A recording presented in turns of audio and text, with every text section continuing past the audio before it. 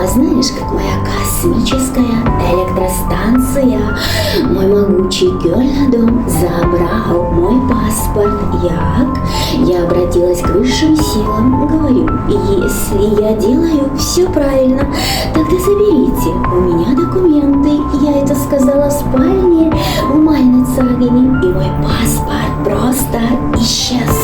В Кёльне около таинственного громадного моего Кёльна-дома. Классно. А через 3 дня по дороге в Дюссельдорф высший космический разум проявил на стене всемогущий божественный код.